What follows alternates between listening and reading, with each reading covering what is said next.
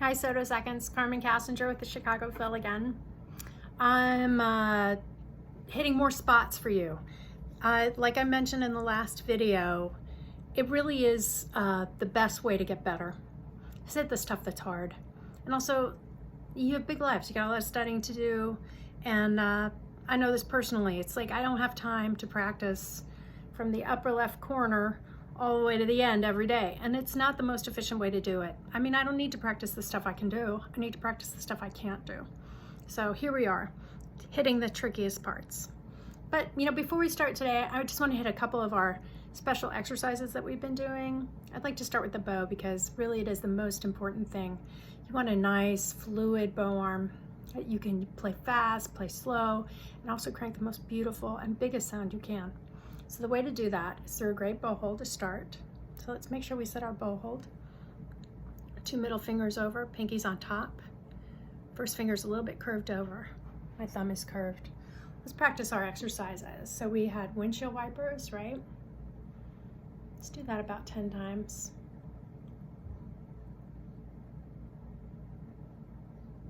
Got our wave goodbye where we hold the bow. Move it up and down so I can move my wrist. Because I really want it very loose so that I can be fluid with my bow stroke. Let's try a little, here's an advanced technique for the spider. You can put a cap, a bottle cap or something from a soda or something on top, and that way, and if you can keep it on there the whole time, then you know you're a pro. So we're gonna do our spider all the way up. Mine would have fallen off, did you see that? Oh, man, I need to practice more. And then back down, reaching and pulling. Try not to touch the hair of the bow that much.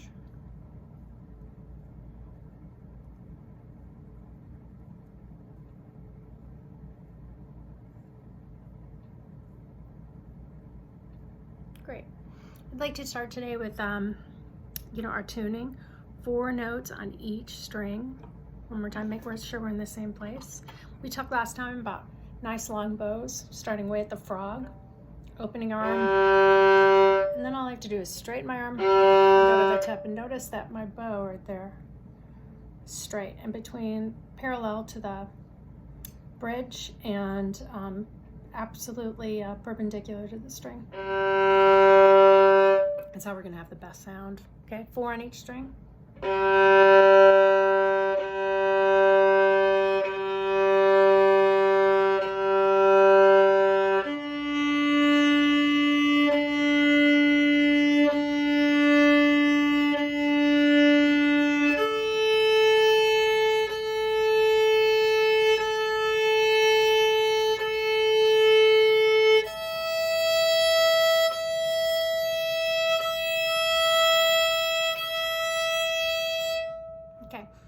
I want to do the G major scale. We've already done the long bows. You guys got that. What I'd like to do is practice that bowing we did where it's 4 on each. Remember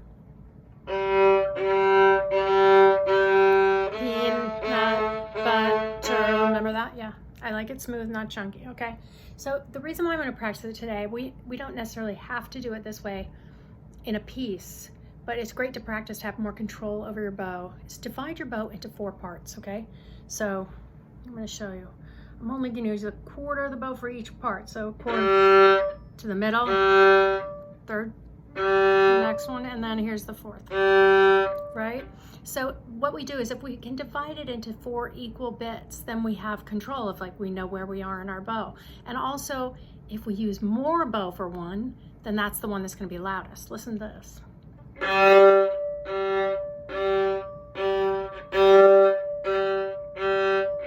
See what I mean? Even the last one, right?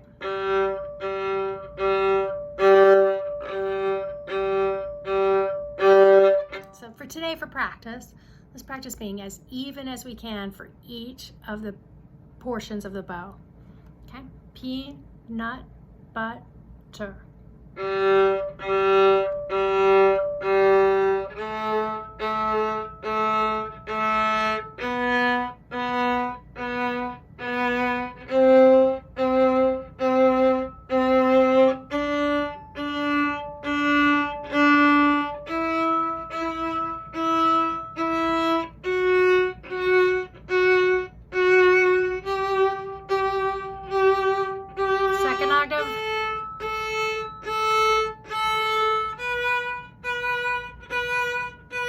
Low 2.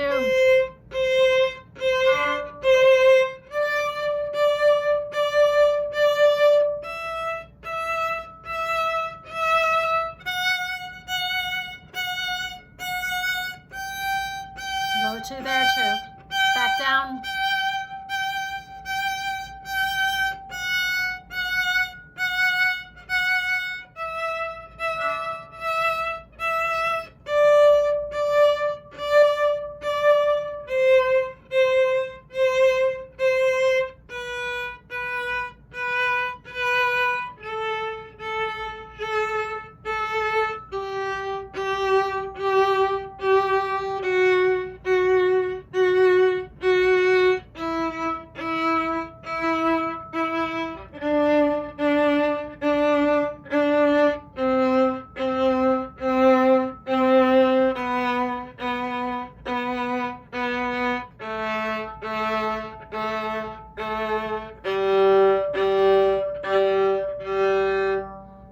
Nice work. G major scale, 2 octaves. You got it. Sort of sets us up for everything we're going to practice today.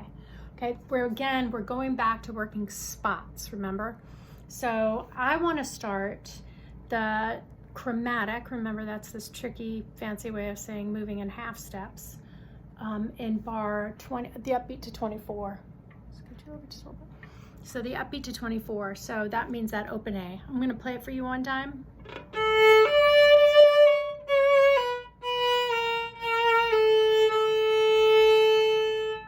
Go note by note on that, okay?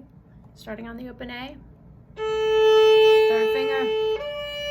Again, third. C sharp is close. Again, C sharp. First finger. B flat. Scoot back. Okay. I'll try to double up. Play it with me. Each note, note by note.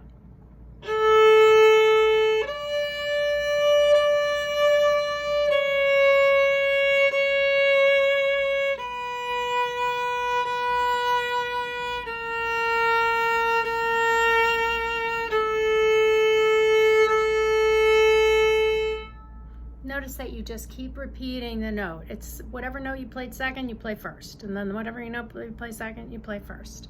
One more time. This time we'll add the slur. Starts up bow, so wait at your tip. Everybody got it? Open A, starting at the tip. That tempo.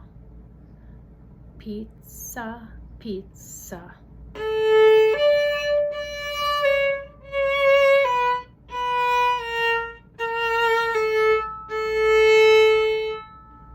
The trickiest part is between the B natural, which is just normal, right? Just like we drop our B and that's in tune, right? Just if our hand is set up just right, like where our second knuckle is at the nut of the instrument, we just drop one, that's B natural. Then we slide it back and it's against the nut, that little line across at the bottom. That right there is the nut. That's where the tip of our finger needs to be, and that's the B flat, okay? Again, pizza.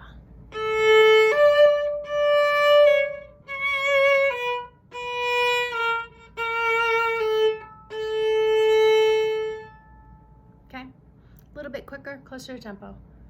Pizza, pizza.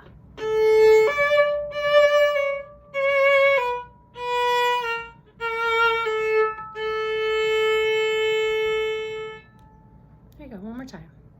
Pizza.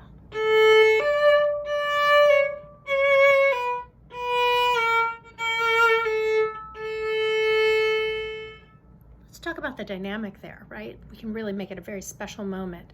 You know, whenever a composer writes like chromatic work, you know, those half steps moving, they want you to notice it because those notes aren't normally in the key.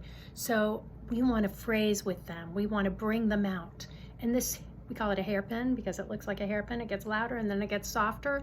By doing the hairpin dramatically to our B flat and then coming away from it, we're really pointing out that for the composer that he wants you to hear this. This is important, okay? So start as soft as you can. Pizza.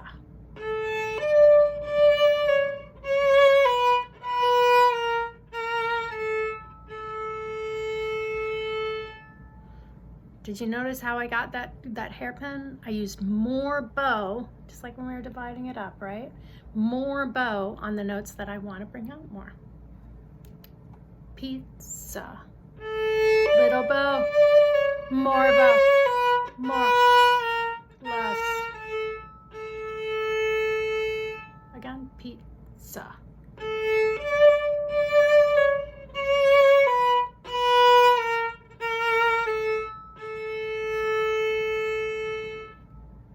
Good. Yeah. It's just going to be beautiful. It's really going to come out and make it, because nothing else, trust me, nothing else is really moving in that section.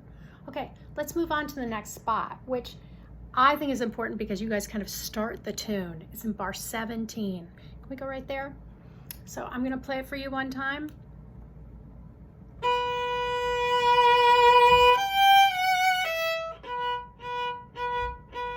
We don't need to go much farther after that. That part's the easy part, the pizza part, right?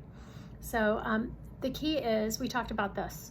Make sure that you save your bow on the long note.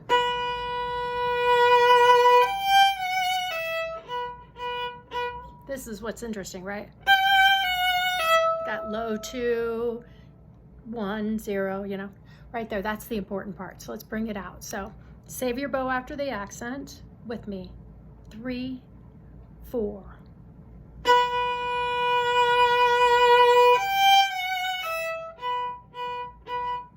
So you notice that I use a ton of bow on those 3 notes on the up bow because I want them to be loudest. And then I'm super soft when I get to the B natural. Okay, again together. 3, 4.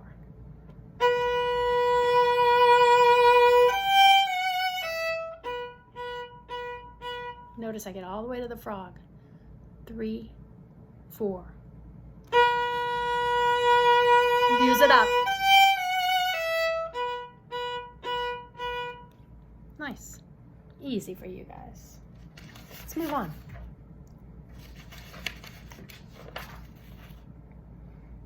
I'd like to do, this is a crazy little spot, but measure 15, only because we've been like cruising along with our peanut butter area, but then we have something a little different, and this part is interesting.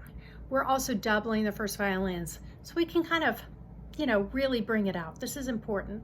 So listen once, bar 15, open A.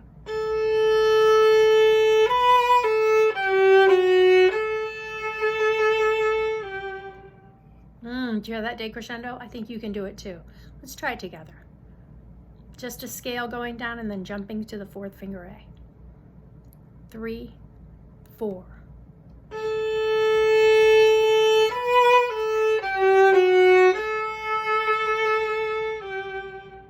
One more time. 3, 4.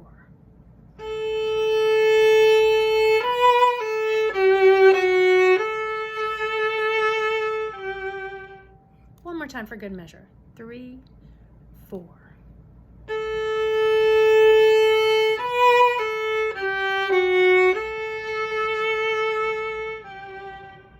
Yeah, use a lot of bow on the slurred note. It'll make it really sing. Fantastic. So I just want, we don't even really need to play it, but I want to point out bar 3, whatever you guys who look at bar 3. So we've been cruising along with this stuff that repeats every 2 beats, right? So every 2 beats is like 2, 4, 2, 4, 2, 4, 2, 4, 1, 4, 1, 4, 2, 4, 2, 4, 3, 4, 3. In the next bar, we have something different. So make sure you take a look at bar 3. We play the open D. Can you try it with the bow with me? This is bar 3 with the bow. We'll practice pizzicato in a second. Bar 3.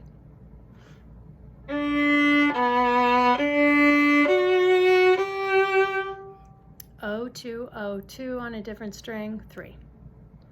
Try pizzicato. Remember our pizzicato where we hold our bow in our hand, just right down there over the frog. And then we take our thumb and put it on the corner of our fingerboard there, and pizzicato over the fingerboard right there. Play it with me. 3 and 4 and. That's it. Good. Now I want to talk before we finish today just on that care and, you know, feeding of your instrument. Just kidding. Anyway, so just When I finish practicing, I always wipe everything down. This is important because we're using rosin on our bows and stuff, and the rosin will get on the instrument and the fingerboard. So we want to get it off because it can be, it can tear up the finish on the instrument a lot. But the first thing I do always is I wipe down my bow. So I take it in my hand, and I hold the bow, and I don't put it on the white part. I only put it on the stick. So I wipe. You know, just like the violin, the bow is covered in varnish too. So you want to get the rosin off the stick of the bow, just the wood part. And then after that, I loosen my bow. So remember, lefty loosey. So I loosen my bow only a little bit, you know, just enough so it's like, it doesn't have to be hanging or anything, but just loose, because we don't want to mess with, it's called the camber of the bow. It'll lose its ability to tighten and loosen if we keep it tight all the time. So then I'll put that away in my case.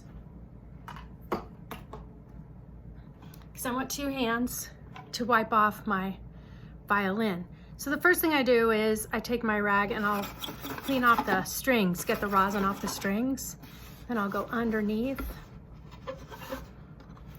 all the way up, and I'll go underneath on the fingerboard. Then I go behind the bridge, pull it underneath, rinse it off. Yeah, rinse it. Yeah, make sure I wipe off my chin rest, because sometimes when I'm practicing really hard, I get all sweaty. So I have to make sure everything, and then it's all shiny and pretty again. Yay, my cool little violin. Anyway, thanks you guys, great job today. We'll be doing more run-throughs next week. I hope we have a special guest with us. We're gonna use some bass player, cello player, play our parts with us.